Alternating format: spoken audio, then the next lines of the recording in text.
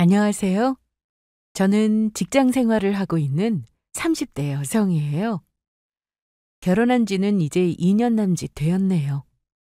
한 남자의 아내로서 그리고 사회생활하는 직장인으로서의 역할을 동시에 수행하는 것이 만만한 일은 아니지만 역시 직장 생활하면서 가정 생활에 최선을 다하는 남편과 서로 이해하고 배려하며 감정 상할 일 없도록 노력하다 보니 이제는 함께 사는 이 생활에도 점점 익숙해지는 것 같습니다. 출근 시간 다 되어 겨우겨우 일어나서 헐레벌떡 빈속으로 출근하던 것이 불과 몇 년 전의 일인데 그래도 제 옆에 짝꿍이 있다 보니 아침에 일어나서 서로 출근 준비한다고 바쁜 와중에도 서로 입속에 작은 주전부리라도 넣어주며 아침도 챙겨주고 함께 출근하러 나서는 길이 예전처럼 힘들게만 느껴지지는 않습니다. 함께하는 기쁨이라는 게 이런 거구나. 하루하루 깨달으며 살고 있어요.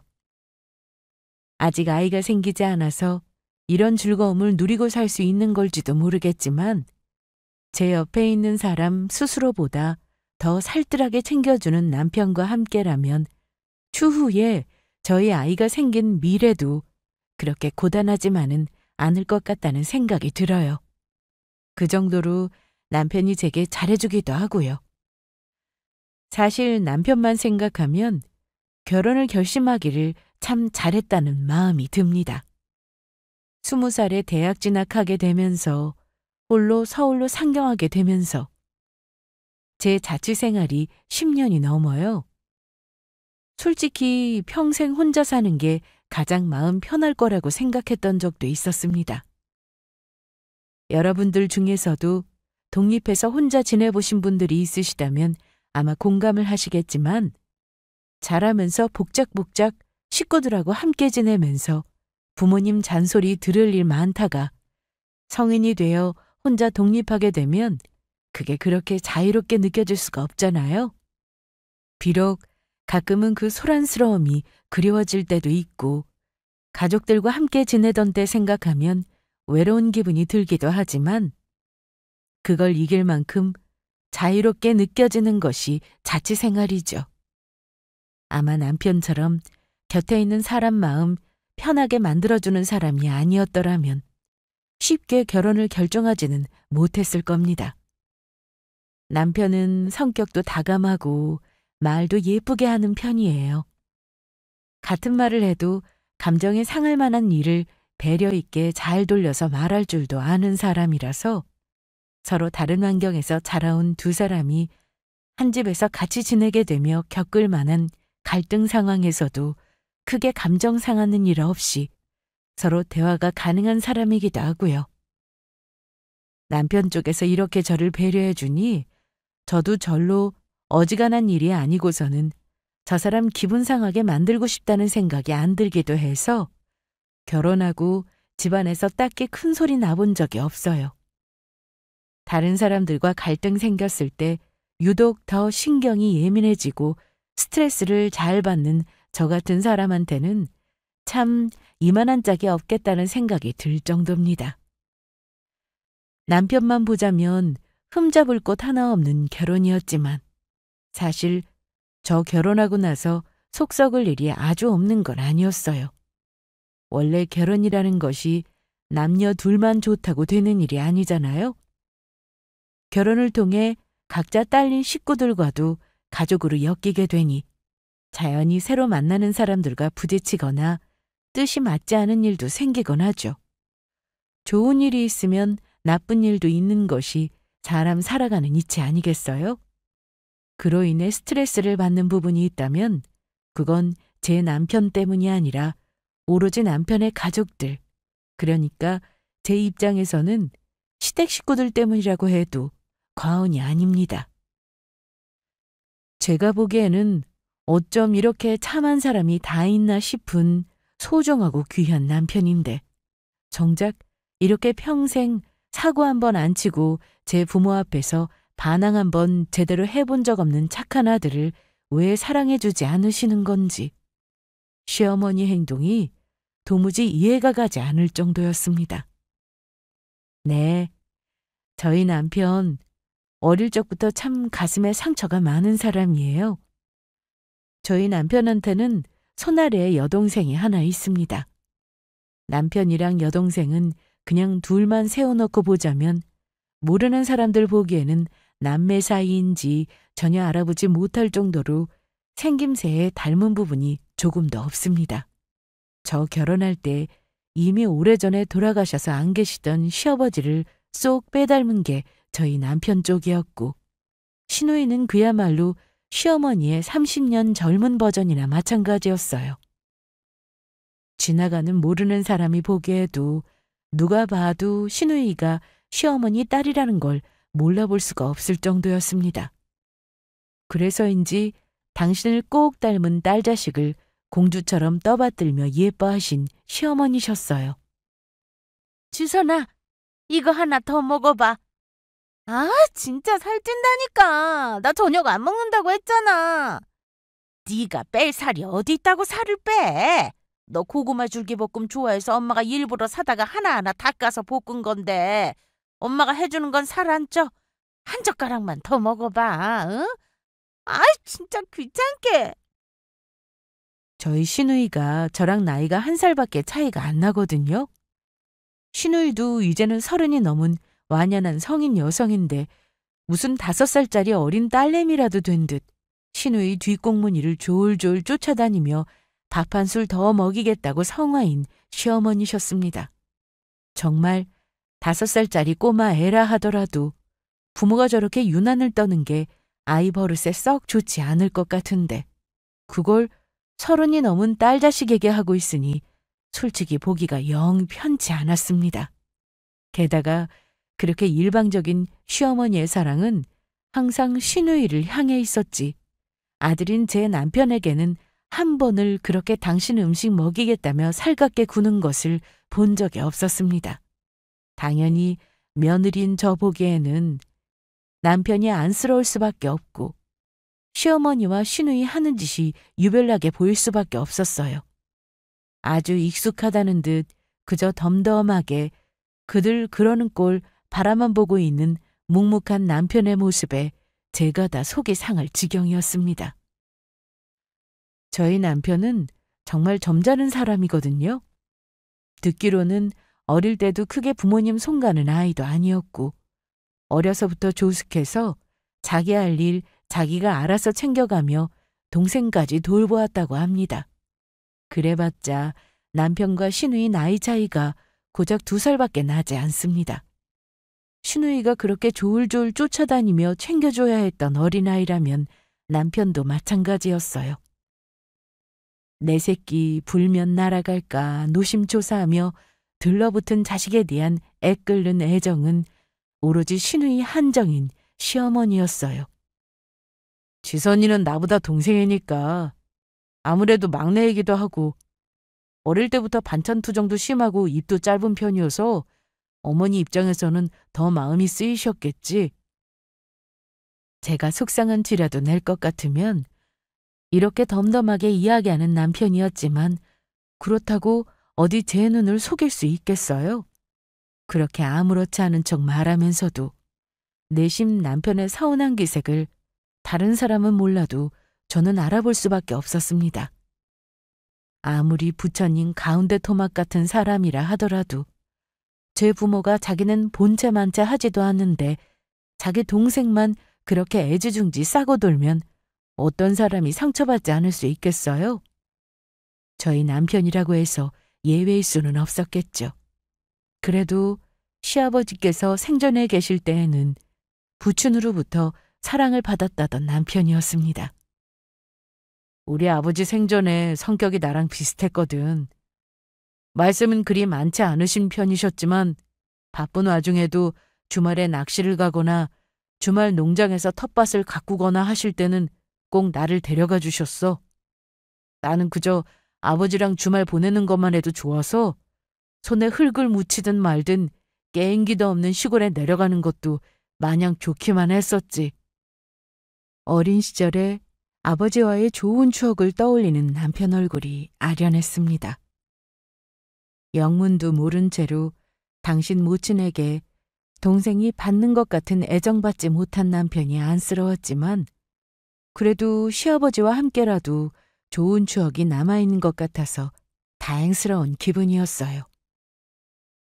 이왕이면 내 식구 다 같이 주말에 낚시도 가고 농장도 가꾸고 그러셨으면 더 좋았을걸. 아, 우리 어머니나 지선이는 흙 만지는 거 딱 질색을 하거든. 조용하게 기다려야 하는 일들 몸이 근질거려 해서 어려서부터 지선이도 아버지 따라 나서는 거 별로 안 좋아했었어. 처음에는 아버지도 가족끼리 다 같이 시간 보내고 싶으셨던 것 같은데 어머니도 그렇고 지선이도 그렇고 질색을 하니까 나중에 묻지도 않으시더라고. 그래서 아버지 속상하실까 싶어서 더 열심히 따라 나선 것도 있었어.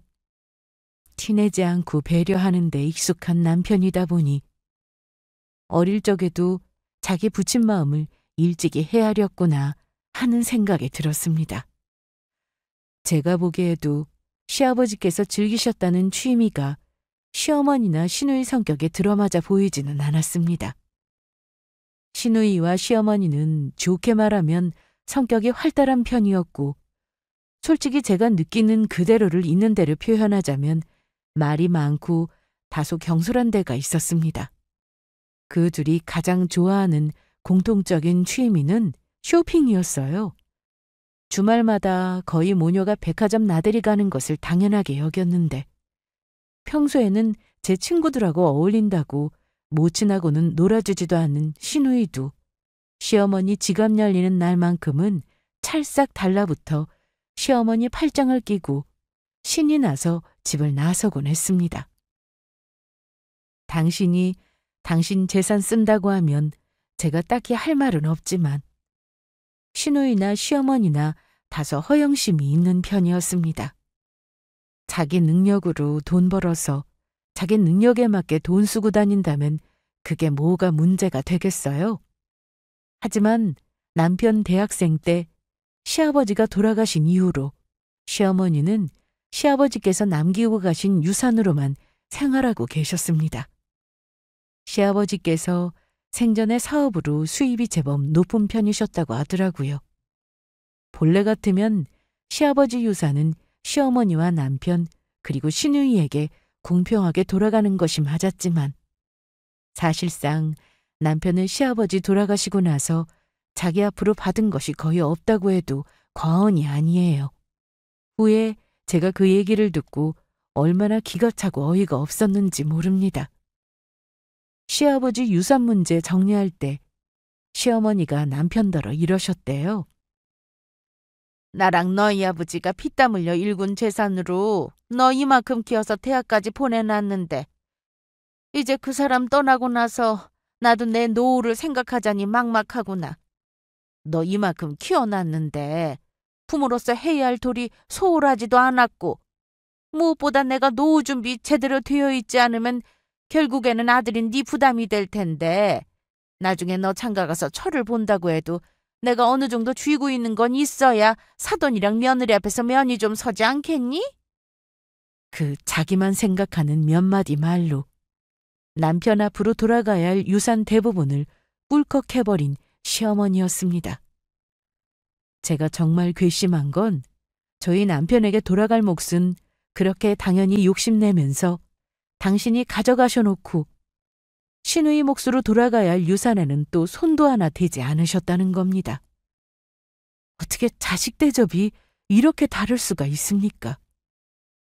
없는 집안이라서 돈 한 푼에도 눈이 뒤집힐 상황이라면 또 모르겠는데 그 정도로 집안 형편이 어려운 것도 아니었잖아요.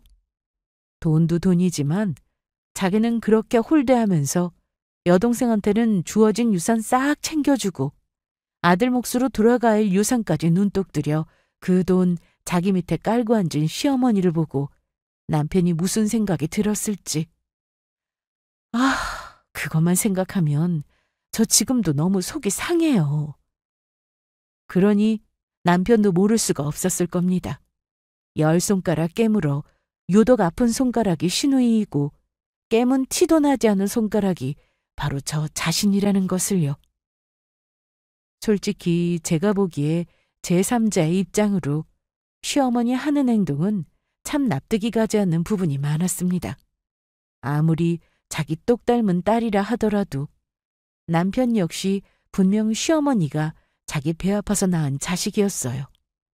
하는 것만 보면 시누이만 친딸이고 저희 남편은 꼭 시아버지가 밖에서 낳아온 아들 취급하는 시어머니셨어요. 저희 집에서는 친정엄마가 저나 언니나 정말 공평하게 사랑해 주셨거든요. 가끔 서로 엄마 애정 조금 더 받아보겠다고 언니와 투닥거리기는 했지만 그게 저희 둘 중 누군가에게 엄마 사랑이 기울어서 그런 게 아니라는 건 엄마도 알고 언니도 알고 저도 알았습니다. 다른 집에서 똑같은 자식들 가지고 누구 하나만 티나게 편애하며 제 자식도 남의 자식인 양 차별하는 경우 있다고 말만 들어보았지 그런 건 전부 남의 일인 줄로만 알았어요. 당장 내 남편이 그런 홀대받는 자식으로 평생을 상처받으며 살아왔다는 게 너무 안타깝고 솔직히 시어머니가 원망스러운 마음이 들었습니다.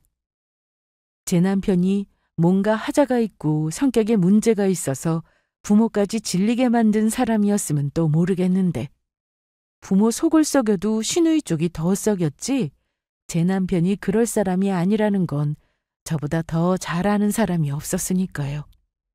참 부모도 가지각색이라지만 시어머니의 시누이 편애의 이유를 알 수가 없어 더 답답했습니다. 아들 그렇게 홀대하는데 며느리라고 뭐 대단하게 예뻐하셨겠어요? 결혼하고 나서 저도 며느리라고 딱히 시어머니 사랑 받아본 기억은 없습니다. 뭐 그래도 저는 크게 개의치는 않았어요. 어차피 저야 한 다리 건너 사람이고 내 엄마 사랑 듬뿍 받으면서 자랐는데 시어머니 사랑 좀 못 받았다고 없던 서름이 생길 건 아니었으니까요. 하지만 내 남편 대하는 시어머니 태도 보면서 빈정상하고 열불 날 일은 켜켜이 쌓여가기만 했습니다. 심지어는 남편은 대학 때부터 집안에서 전혀 지원도 받지 못했어요. 시어머니 생전에 계실 때는 등록금도 내주시고 용돈도 지원해 주신 걸로 알고 있는데 시아버지 돌아가신 이후로는 그것도 뚝 끊겨버렸습니다. 예의, 당신 노후자금 확보해야 한다는 핑계로 제 남편 몫까지 가져가신 이후로 지갑까지 꽉 닫아버린 시어머니셨어요. 보지 않아도 그 상황이 훤히 그려졌습니다. 차마 자기 묻힌 뜻 걸을 수 없었던 남편은 갑작스럽게 집안에서 지원 끊겼는데도 한마디 따지지도 못하고 제 힘으로 학교 다녔겠죠. 그 이후로는 학자금 대출과 아르바이트 통해 나머지 대학 학기 끝낸 남편이었습니다. 제가 그것뿐이면 이렇게까지 열을 내지도 않았을 거예요. 성실한 남편이 대학 졸업도 전에 취업이 확정되자 또 일이 말씀하셨다고 해요. 이제 우리 집에 다달이 벌이 있는 사람은 너 하나뿐인데 치선이 쟤도 아직 학생이고 돈 들어갈 때가 한두 군데가 아니잖니. 그러니까 결국 제 남편에게 다달이 생활비까지 붙이라는 소리였습니다. 아니 상식적으로 당신 남편 사후에 자식한테 아무런 원조도 해준 것 없으면 거기서 더 바라는 것까지 있으면 안 되는 거 아닙니까? 심지어 대학 졸업하고 나서는 직장 근처로 월세방구에 독립한 남편이었어요. 본가에 머물면서 함께 생활하는 것 같으면 생활비 드리는 게 납득이 가지만 그것도 아니었잖아요. 그렇다고 해서 남편이 돈 붙여주지 않으면 입가에 풀칠도 못할 정도의 형편도 아니었으면서 시누이는 주말마다 백화점 끼고 다니며 이거 둘러보라 저거 둘러보라 깔깔거리며 데리고 다닐 거면서 아들한테는 해준 거 하나 없으면서 생활비까지 타셨어요. 여러분 듣기에도 너무하다고 생각되지 않으세요? 남편이 결정적으로 제 모친께 상처를 받았던 것도 취업 이후였던 것 같습니다. 그래도 자식 도리는 다 하겠다고 요구하신 생활비 다달이 붙여드렸던 남편이었어요. 달마다 그 돈 자기 아껴주지도 않는 모친에게 보내면서 얼마나 속이 쓰렸을지. 그거 겨우 그만두게 된 것도 저 만나기 시작하면서부터였어요. 당연히 저희 결혼할 때도 시댁에서 아무 도움 받지 못했는데 이만하면 남편도 할 만큼 했다는 생각이 들었습니다. 제가 먼저 조심스럽게 운을 때 이제 생활비까지는 안 해드려도 되지 않겠냐고 하니까 울먹이는 남편이었어요. 나도 속으로는 어머니가 참 너무하시다는 생각이 들다가도 그래도 내 부모인데 내가 너무 불효를 저지르는 것 같고 당신처럼 이렇게 내 편 들어준 사람이 그간 없어서 그런지 괜히 자꾸 더 서러운 생각만 들고 그래. 평소에 덤덤한 사람이 보이는 눈물인 만큼 남편의 상처를 짐작할 수 있었습니다. 결혼하면서 이제 생활비 드리기가 어려울 것 같다는 뜻을 전했더니 대번에 입이 나오는 시어머니였지만 뭐 저희 결혼하는데 아무것도 보태주신 것 없으니 당신께서도 일말의 양심은 있는지 대놓고 싫은 소리는 또 못하시더라고요. 사실 그동안 한 것만 하더라도 남편이 넘치게 했죠. 그러다 시누이 입에서도 드디어 결혼하겠다는 소리가 나오게 되었습니다. 제 딸 자식이 세상에서 제일 귀한 공주님인 줄 아는 시어머니가 당장에 신경이 곤두섰죠. 시누이 붙들고 지금 만나고 있는 남자 어떤 놈이냐며 아주 탈탈 털어대더라고요. 남자 직장은? 부모는 양친 다 생전에 계시고 집안에 돈은 좀 있어? 아무렴. 내가 아무 남자나 만나겠어? 강남에 자기 소유 건물이 3채나 되는 건물주야. 세상에, 강남에 건물이 3채나 있다고? 사위될 사람이 강남 노른자위 땅에 건물을 소유한 건물주라는 시누이 설명에 시어머니가 반색을 했습니다.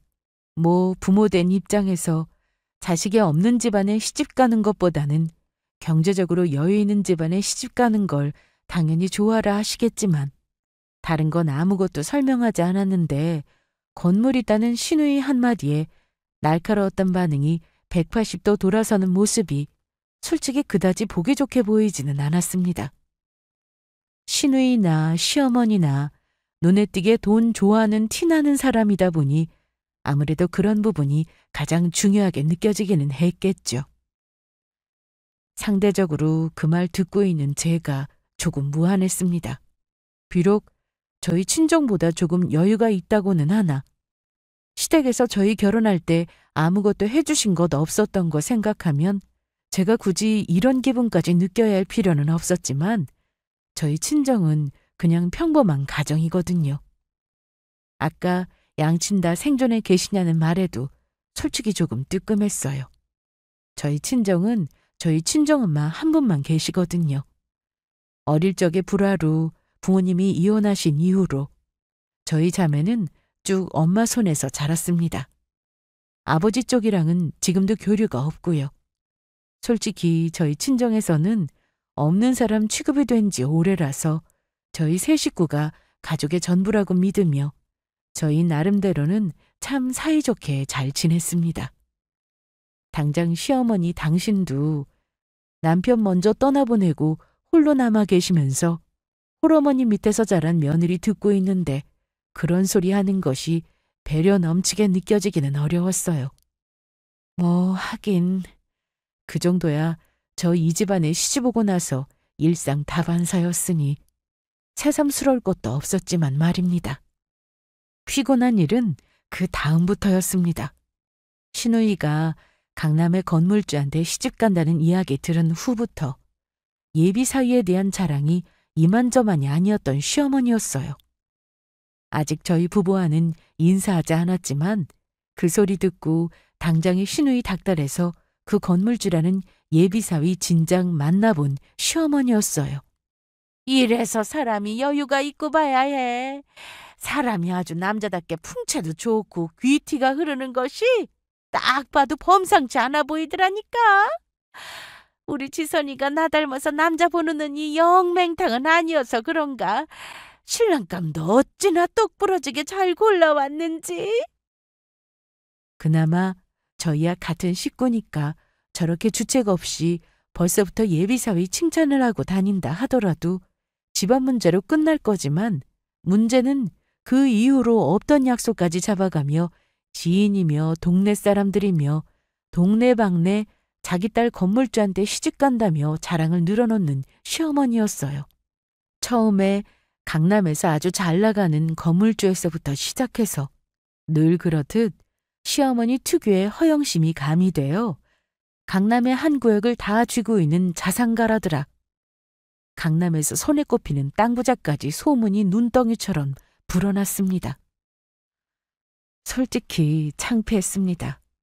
하도 저런 식으로 말을 부풀리고 다니니 정말로 그렇게 대단한 사람한테 시집가는 건가 싶어 저한테까지 와서 주변 분들이 물어보시는데 제가 다 민망해서 얼굴이 화끈거리더라고요. 시댁 형편이 아직 시아버지가 남기고 가신 유산이 있으니 크게 남한테 아쉬운 소리 할 만한 수준은 아니었습니다만 그렇다고 해서 그 정도로 강남의 어마어마한 부자와 급이 맞을 정도의 집안 형편은 아니었거든요. 그러니 듣는 사람들도 이상하다 싶어서 의아함에 넌지시 제게 확인하려 들었던 거겠죠. 아니, 요새 같은 세상에 비밀이 어디 있다고. 금세 들통날 일을 저렇게 신이 나서 떠벌리고 다니는 시어머니가 참 주책이다 싶었습니다. 당신 딸이 건물주에게 시집가게 되어 기쁜 마음은 알겠는데 그걸 경솔하게 말하고 다녀서 저희 부부까지 곤혹스런 상황에 처하게 됐으니 솔직히 좋은 말이 나오지 않았습니다. 아직 결혼하려고 상견례조차 하지 않은 마당에 저렇게나 예비사회 될 남자에 대한 자랑을 남편이나 저희 있는 데서 지긋지긋하게 늘어놓으니 저희 입장에서 질릴 수밖에 없지 않겠어요? 정작 제 유산 포기에 학비도 대주지 않은 모친에게 생활비까지 꼬박꼬박 갖다 바쳤던 아들인 남편 자랑은 한 번도 저렇게 하는 꼴을 보지를 못했어요. 제 입장에서는 눈꼴이 쉴 수밖에 없었습니다. 상황이 이렇다 보니 남편에게 곧 처남이 될 사람인데도 불구하고 그 건물주라는 남자에게는 만나기도 전에 질릴 대로 질려버린 남편과 저였습니다. 시누이도 돈 많은 남자에게 시집가게 생겼으니 당연히 입이 귀에 걸렸지요. 자기 엄마한테 공주처럼 떠받들리며 귀한 것들 받을 줄이나 알았지. 성실하고 꾸준하게 일하면서 따박따박 고정적인 수입 받는 것과는 거리가 먼 시누이였습니다. 그래도 대학은 나와야 한다며 시어머니 성화의 턱걸이로 이름 없는 대학 간신히 졸업한 이후로 제대로 된 직장 다닌 적 한 번도 없이 지인 통해 몇 달씩 파트타임 일 몇 번 해서 간간히 돈 벌어온 것 이외에는 집안 재산 까서 쓰는 걸 당연하게 여기던 시누이였습니다. 제 그다지 좋지 못한 사감을 배제하더라도 결혼시장에서 그리 환영받을 만한 조건 가진 신부감은 아니었어요. 그런데 강남의 건물을 세 채나 소유했다는 남자를 덥석 물었으니 자기도 얼마나 신이 났겠습니까? 그러니 그 남자 하는 말이라면 그저 다 옳다구나 하고 반개고 들었겠죠. 심지어 사위될 사람한테 돈 주고도 못 산다는 투자 정보까지 받아왔다며 자랑을 해대는 시어머니와 시누이였습니다. 우리 사위가 그러는데 그 자리에 투자하기만 하면 최소 순이익 2배는 무조건 장담한다잖아. 이런 정보는 어디 가서 들을 수도 없는 건데 자기들 커넥션으로만 아름아름 주고받는 거 우리 장모님한테만 알려준다고 하는데 내가 사위를 봐도 진짜 제대로 된 사람을 본 덕 아니겠어? 저와 남편이야 부동산이니 뭐니 그런 것들 잘 모르고 그저 다달이 성실하게 일해 월급 받는 걸로 생활하는 사람이니 그 정보의 진위 여부는 정확히 알 수 없겠지만 솔직히 저희 같은 사람들 듣기로는 허황된 이야기처럼 느껴졌습니다. 세상에 그렇게 돈 벌기가 쉽고 간편할 것 같으면 왜 세상 사람들이 그렇게 자기 몸 갈아가며 힘들게 일해서 벌어먹고 살겠어요? 뭐 정말 진짜 배기 부자들은 그런 식으로 자기들끼리만 아는 정보 오간다고 하기는 한다고 들었습니다만 그게 저희 같은 평범한 사람들 귀에까지 내려올 리가 없잖아요? 하지만 그런 자기 예비사의 말을 철석같이 믿는 시어머니와 시누이였어요.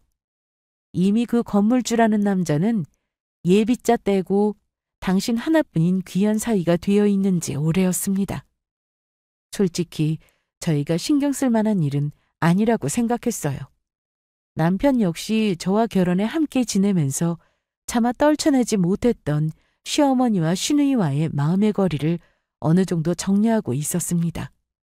저희 결혼한 이후로는 시댁의 호구처럼 뜯기면서 속으로만 앓는 일도 줄어들고 있었고요. 어머니, 저러다 괜히 헛돈 날리시는 거 아니야?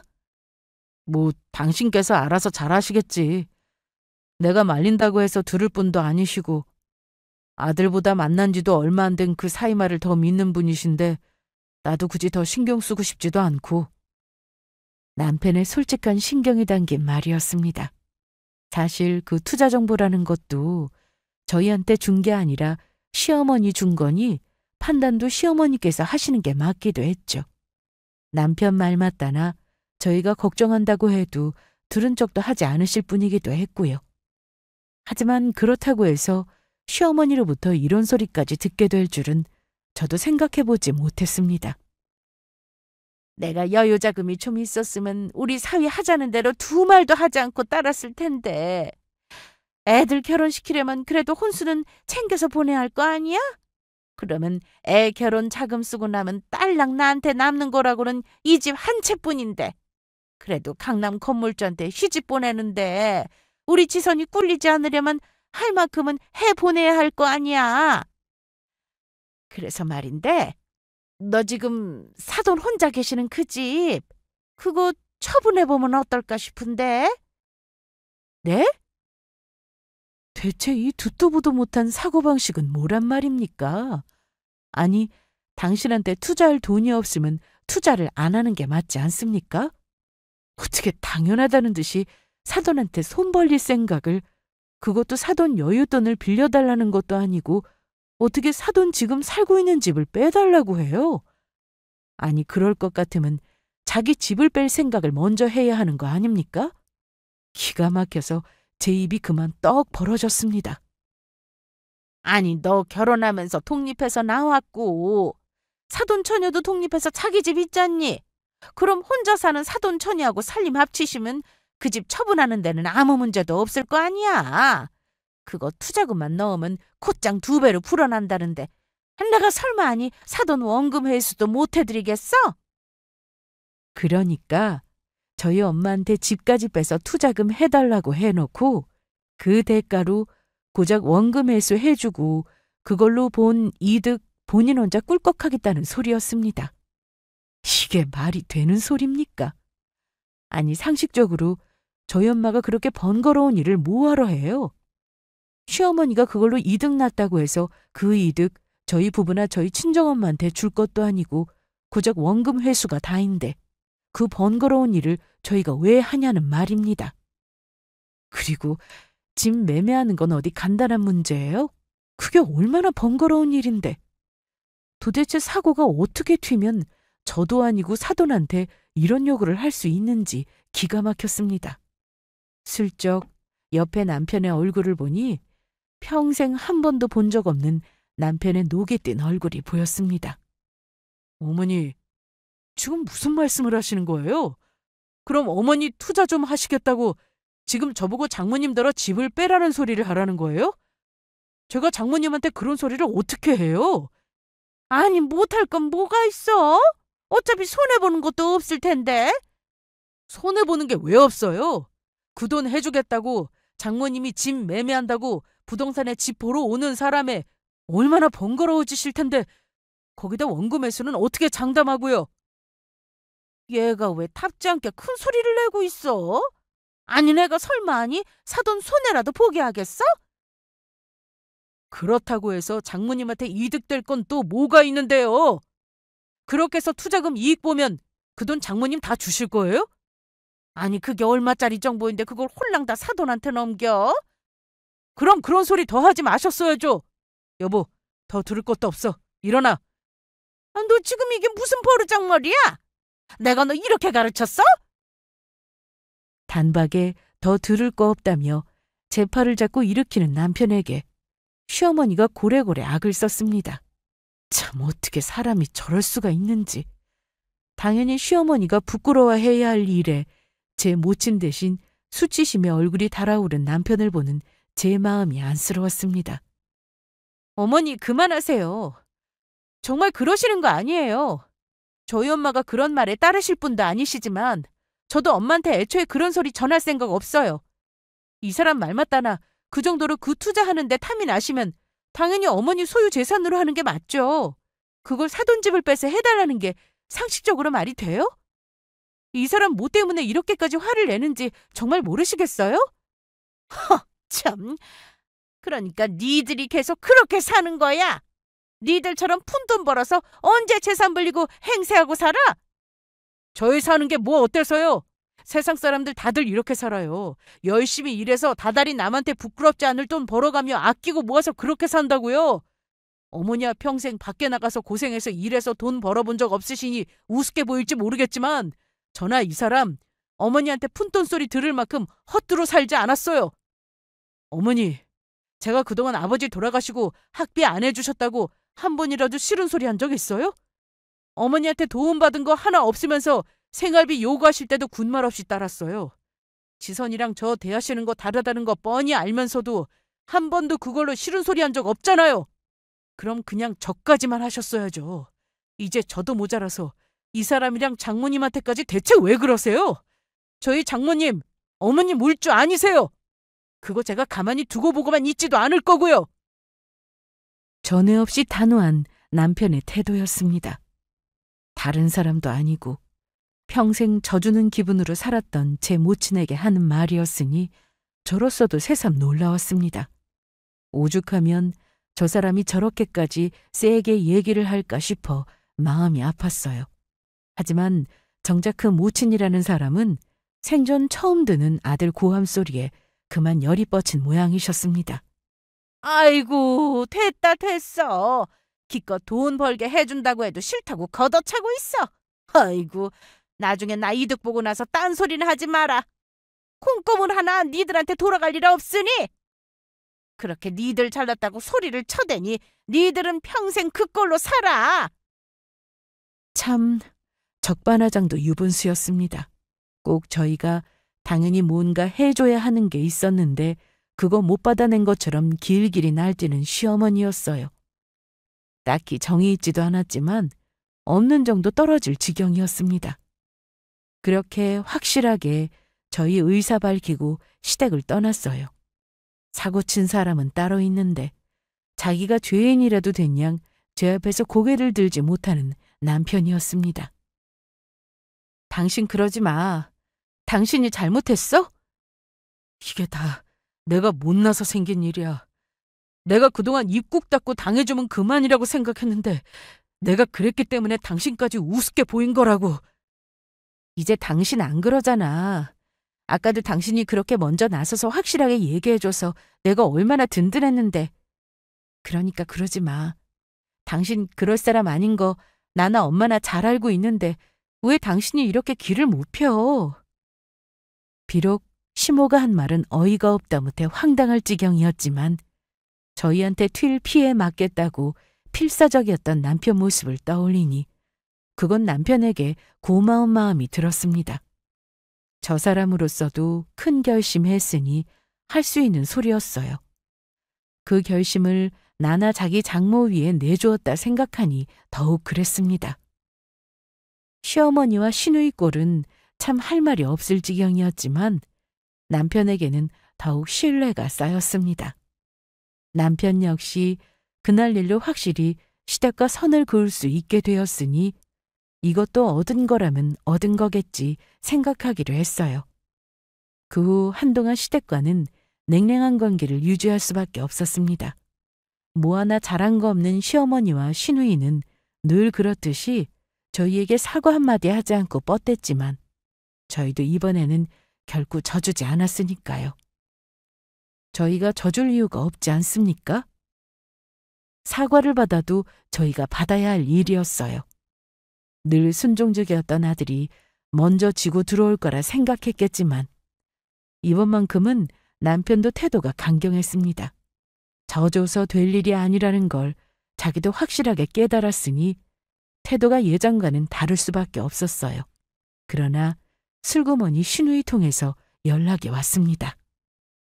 언니, 나 상견례 날짜가 잡혀서요. 그렇게 요란하게 자랑만 해대고 여태 본 적이 없는 신우이의 예비 남편을 드디어 만날 날이 다가왔습니다. 형제라고는 제 오빠 하나 있는데 얼마 전 집안에 깽판이 날 정도로 큰 소리가 오고 갔으니 눈치를 보다 결국 먼저 연락을 한 겁니다. 가뜩이나 조건도 상대 남자에 비해 딸리는데 하나 있는 형제에게 좋은 소리 못 듣고 상견례까지 나타나지 않으면 자기 면이 서지 않을 테니 답지 않게 먼저 굽히고 들어온 거였어요. 물론 그 뒤에서는 시어머니가 조정을 했겠지만 말입니다. 시어머니나 시누이나 저희 부부에게 한 거 생각하면 솔직히 그 상견례 나가고 싶은 마음도 별로 들지 않았어요. 하지만 그렇다고 해서 해야 할 도리까지 안 할 수는 없으니 결국 제가 남편 설득해서 상견례 자리 나가겠다는 대답을 하고 말았습니다. 그제야 안심이 됐는지 속도 없이 기분이 좋아져서는 조잘조잘대는 신우이였어요. 그렇게 신우이 통해서 저희와 연락 끊고 있던 그동안 일이 어떻게 돌아가게 되었는지 듣게 되었습니다.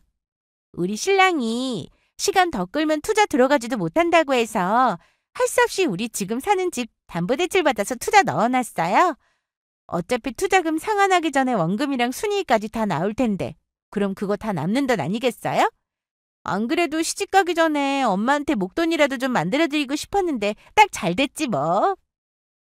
마치 그 돈이 이미 수중에 들어온 자기 돈이라도 된 양 말하는 신우이였어요. 솔직히 좀 한심하다는 생각이 들었습니다. 투자가 왜 투자예요? 성공을 장담할 수 없는 것이 투자 아니겠습니까? 그것도 자기 살던 집 담보대출까지 받아 투자금을 넣다니 그 투자 어떻게 될 줄 알고요. 솔직히 할 말이 목 끝까지 차올랐습니다만 불어 한마디도 하지 않았습니다. 어차피 시어머니가 자기 집까지 내놓고 투자금을 다 넣었다고 하는데 이제 와서 제가 말 보탠다고 해서 상황이 달라질 것도 아니고 무엇보다 자기 집 당연하다는 듯 끌어안고 있으면서 내 엄마 집 팔아 언니 집까지 내쫓아 돈 해달라는 소리를 서슴지 않고 하던 시어머니였는데 그 걱정해주는 게 더 우스운 일 아니겠습니까? 어쩌자고 이렇게 크게 일을 벌였나 싶은 생각이 들었지만 솔직히 더 신경 쓰고 싶지는 않았어요. 그걸로 진짜 돈을 더 벌게 된다 한들 내 돈도 아니고 잃게 된다 한들 내 돈도 아니니 어느 쪽이든 간에 신경 끄고 싶었습니다. 정작 아들인 남편도 냉랭한 태도로 신경 쓰지 않는데 제가 나서서 할 말도 아니었고요. 그렇게 신우이 상견례 날이 되었습니다. 오랜만에 보는 신우이와 시어머니와 서로 서먹한 분위기였지만 오늘은 그게 중요한 날이 아니니까요. 상견례 시간보다 살짝 일찍 도착해 기다리고 있는데 상견례 시간 넘어가도 예비서이라는 사람은 나타나지 않았습니다. 시간이 점점 흘러갈수록 신우이와 시어머니 역시 초조한 기색이었어요. 이 사람 왜 연락도 안 받고 혹시 사고라도 난 거 아니야? 자기들끼리 허둥지둥 대는데 남편이나 저나 뚱하게 앉아 있었습니다. 예, 그러지 말고 전화 한 번 더 걸어봐. 시어머니 제 쪽에 연거푸 전화를 걸던 신우이 얼굴이 갑자기 사색이 되어버렸습니다. 엄마, 지금 이거 없는 번호라는데? 뭐? 그게 무슨 소리야? 상황이 요상하게 돌아가더라고요. 불그락 푸르락 실시간으로 얼굴색이 변화가는 신우이와 시어머니가 연거푸 전화를 걸어대고 자기들끼리 흥분해서 소리를 치는 와중에도 그 모든 게 그저 피곤하게만 느껴졌어요. 결국 그 상견례 날에 건물주라는 예비사위는 코빼기도 구경하지 못했습니다. 아니야, 그럴 리가 없어. 아니, 이게 다 무슨 일이야? 어떻게든 상황을 부정하려 드는 시누이와 시어머니였으나 상황은 명백했어요. 강남의 건물을 3채나 가지고 있다는 건물주라는 그 남자는 시누이와 시어머니 재산 노리고 의도적으로 붙었던 사기꾼이었던 겁니다. 결혼 자금에 집 담보대출 받은 돈까지 이미 밀어넣은 돈이 한두 푼이 아니었던 시어머니와 시누이가 눈이 뒤집혀 그 남자 사무실이라는 곳에 찾아갔을 때는 집기 하나 남아있는 것 없이 텅 비어 있었어요. 그 잘난 건물주 예비사위가 시누이와 심어돈 꿀꺽하고 죄다 가지고 날랐던 겁니다. 아니야, 이럴 수는 없어. 그 사람이 나한테 어떻게 이래? 아이고, 내 돈. 그 돈이 어떤 돈인데? 아이고, 내 돈. 그 둘만 빼고 결과가 훤히 보였던 일이 현실이 된 것뿐. 솔직히 남편이나 저나 그렇게 놀랍지는 않았습니다. 상식적으로 생각을 해보세요. 시누이 뭘 보고 그렇게 잘 나가는 남자가 성공이 보장된 투자처까지 몰아줘가며 시어머니 환심을 사려든답니까? 한 걸음 떨어져서 보면 이리도 선명하게 보이는 것을 부자 남자인데 시집가 팔 잡힐 생각에 눈먼 시누이나 시어머니한테는 보이지 않았겠죠. 모녀가 둘이서 한동안 경찰서며 그 사기꾼 잡겠다고 이리 뛰고 저리 뛰었으나 전문적으로 붙은 꾼들 잡아낼 수 있을리 만무했습니다. 결국 그렇게 좀 사는 행세하던 시댁은 그야말로 쫄딱 망하고 말았습니다. 지훈아, 아가, 우리가 믿을 게 누가 있겠니? 엄마랑 네 동생 이렇게 당장 길바닥에 나앉게 생겼는데 그거 그냥 보고만 있을 거야? 나나 내 가족 무시하면서 평생 이 꼴로 살려면 막말할 때는 언제고 당장 아쉬워지니까 뜯어먹을 아들 생각이 나셨어요? 어림없는 소리 하지 마세요. 저 더는 어머니하고 지선이한테 뜯기면서 안 살아요. 나 생각해주는 내 가족 놔두고 내가 왜 그래야 되는데요? 그럼 기어이 어미 길바닥에 나앉는 꼴을 보겠다는 거야? 어머니 저한테 뭐가 그렇게 당당한데요? 저한테 이렇게 소리칠 만큼 어머니 저한테 해준 거 없어요. 애초에 우리 말 우습게 듣고 하고 싶은 대로 하신 결과가 이건데 책임도 당연히 어머니가 지셔야죠. 솔직히 남편이 그래도 자기 모친이라고 한 번쯤은 약한 마음 먹지 않을까 하는 생각도 내심했는데 저보다도 더 강경하게 나오는 남편이었습니다. 저 사람이 그동안 받은 상처가 많아 그렇지 한 번 마음먹은 일에는 되돌리는 법이 없다는 걸 그때 확실하게 깨닫게 되었어요. 그렇게 남편에게 내내 상처만 안겨줬던 시댁과 드디어 절연하게 되었습니다. 당장 집도 빼야 할 판에 얼마 남지 않은 돈으로 겨우 월세로 방 한 칸 구해서 좁은 방에서 시누이와 부대끼며 산다는 시어머니였어요.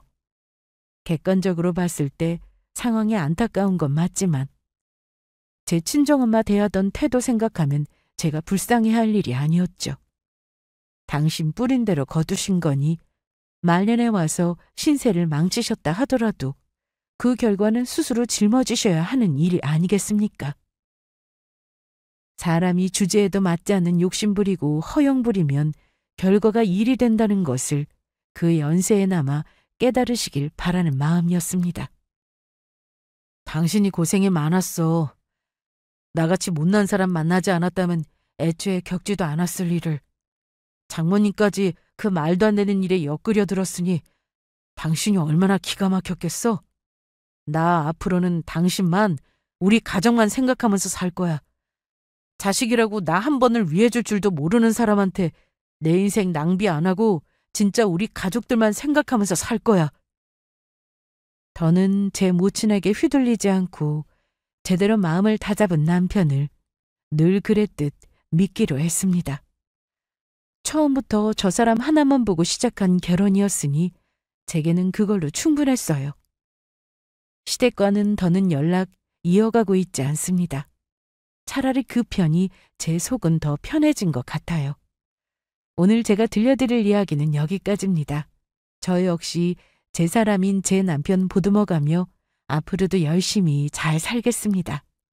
들어주신 여러분 감사합니다.